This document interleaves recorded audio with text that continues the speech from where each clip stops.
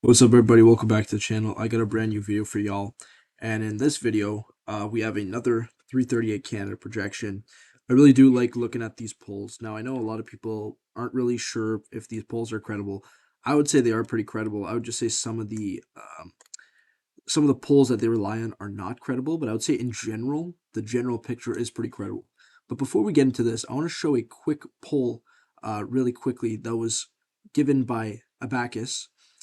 And I think this one tells a lot of stories just looking at this number right here. So when you look at the federal vote intention, by the way, this is today, so November 10th. This is brand new. This is updated literally today. When you look at this, they show the current vote share and they show the change from October 22, 2024. So that's about 2 weeks ago, just a bit over 2 weeks ago. And when you look at this, you really see a pretty interesting story because you look at this number right here, 41%, you're like, okay, fine, that's really good. 22% for the Liberals, they're up 19. But guess what? They're down 3 points. So they were at 44 before, and the Liberals were at 22. So it was a 22-point lead. Now it's a 19-point lead. Now, again, I don't really care much for the national, popular vote or anything like that. I really don't. And again, uh, just a reminder, Aaron O'Toole did win the popular vote. Doesn't matter because he did not win the most seats. So again, I mean, these numbers, they take them as you will. But in general, I think the best way to look at these numbers is if it's above 40 points for any given party. That's pretty like it suggests the fact that they're probably going to win a majority. It's very unlikely that they don't win a majority. But let's look at these numbers. These are brand new numbers, updated today. Now here's the thing: the Conservatives have not changed in their number, but here's the thing: the Liberals have changed, and I want to talk about that. So when you look at this right here again, they have it at 42. They have 24 for the Liberals. So again, 18 points. It's around the same thing. I mean, it doesn't really matter. You don't have to get too specific about it. But we're gonna we're gonna rely on the Abacus for the popular vote projection. But when you look at this, the seat count. So again, Conservatives, the lowest that they will win is 188 seats, guys. That is well above a majority. Let me tell you that.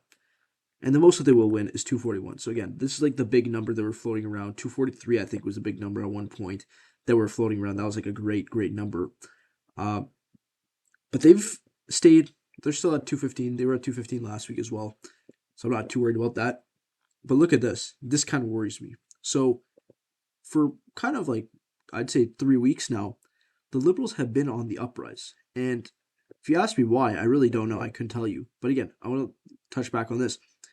Out of all the parties, okay, out of all the parties that they include, the only party that has gone up in support is the Liberal Party. Okay?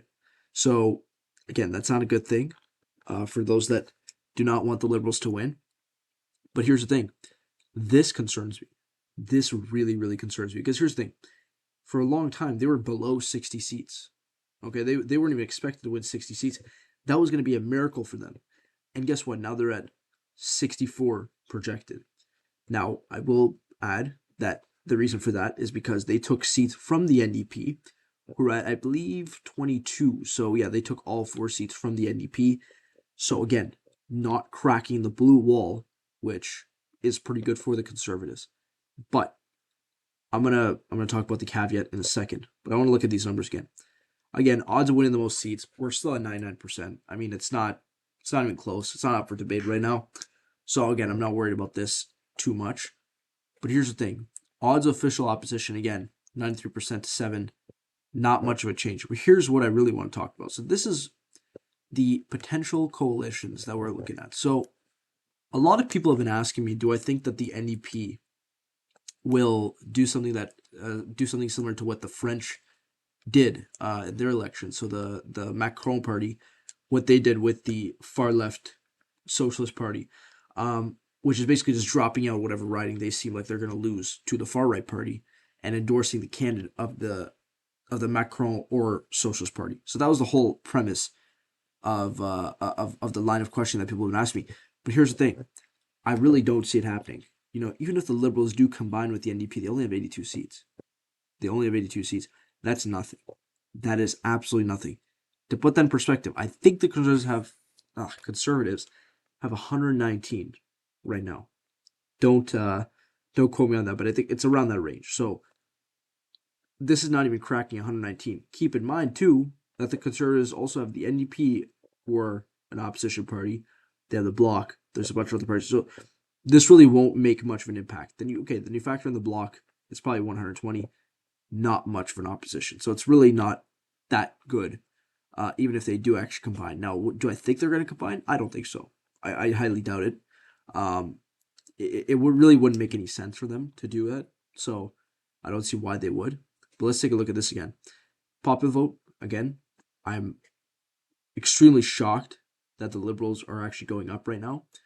And I mean, they must be pretty proud of themselves because they're like, okay, we were in a very bad position the last few weeks, or last few months, I should say, and now we're starting to regain control. But let's look at this. So yeah, the Liberals at one point were at 53 seats, okay, projected. The Conservatives were at 228. NDP was at 18. Bloc was at 42. I think Bloc's at 44 now. So it's not much of a change. But anyways, the Bloc went up 2. NDP stays the same. Green Party stays the same. Conservatives have gone down 13. Okay. Conservatives have gone down 13. Liberals have gone up 11. Now, when I did this last video, the Liberals were at 60. Okay. And yeah, they have taken all those 4 seats from the NDP. With that being said, I just find it pretty interesting that they're now gaining support. Now, there may be different reasons for that. I don't really know why they're gaining so much support. I could only speculate, but I would say if you really ask me, what I think the reason is that they're gaining support, I really do think it's because of the U.S. election. I really do. And here's the thing. And I know a lot of people are criticizing me on this, but I'm going to repeat it again. So, in Canada, people tend to be more liberal. Nobody wants a Trump in Canada. I mean, I could talk about my own political beliefs, but that's not me saying this. I'm talking about Canadian voters. Canadian voters now want a Trump. Okay, I'm talking about the average voter. I'm not talking about you guys because you guys are my audience, but you guys are, like, I'm excluding you guys because you guys, I already know what you guys believe in. And you guys believe in the same thing as I do. But if you look at the average Canadian, like just some random person living in friggin' Toronto or whatever the hell other city you want to look at, they tend to be afraid of someone like Trump. And what the Liberal Party is going to try to do, and I can mark my words that this is going to happen, they're going to try to draw parallels between Trump and Poilievre. And I think Canadians saw these results in the U.S., which, by the way, I think it was a pretty good result. I'm very happy that Trump won. But I think they saw those results, and they're like, oh, shoot, that's going to happen here in Canada, which, by the way, won't, because Poilievre is not Trump. So I just think that's probably the only reasoning as to why that's the case. Again, I just can't get over the fact that they went from 53 to 64.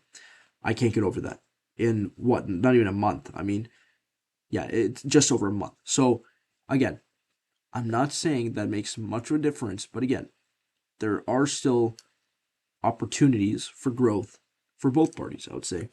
I'd say definitely you look at the Liberals' timeline, they only have 9 months?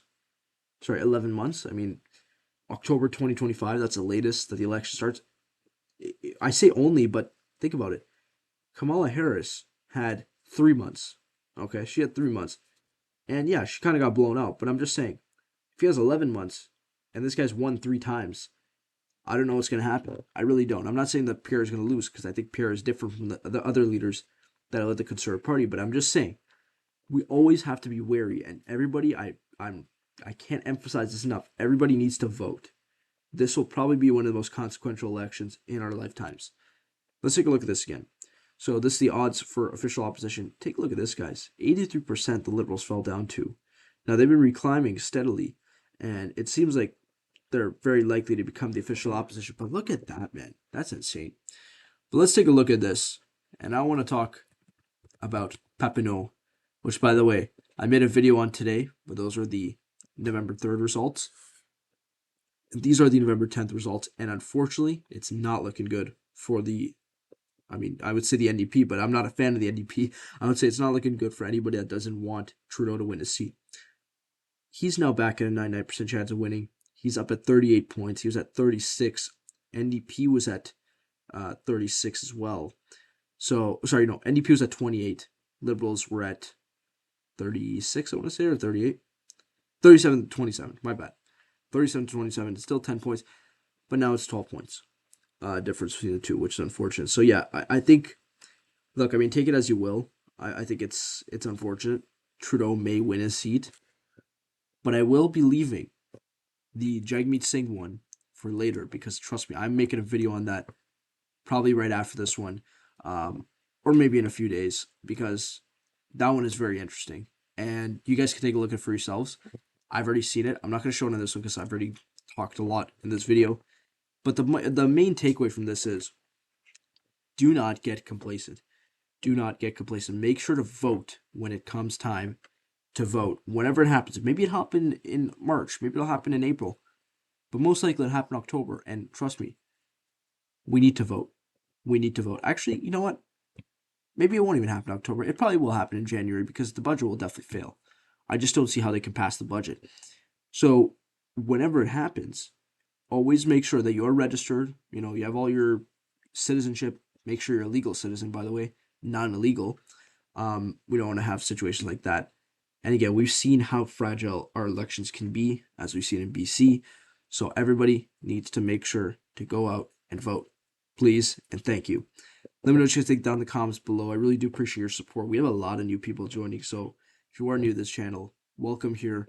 This is a great community. By the way, we're aiming for the top. We're not just aiming for, small little milestones. This is a channel that will take over the Canadian political realm, and it's going to be unlike anything we've ever seen. So yeah, if you are new, thank you very much for the support. If you are not subscribed, make sure to subscribe, please. We have great videos, and trust me, it's really worth the investment, aka the free click that you make whenever you subscribe to the channel. Thank you all for the support, and I'll see you on the next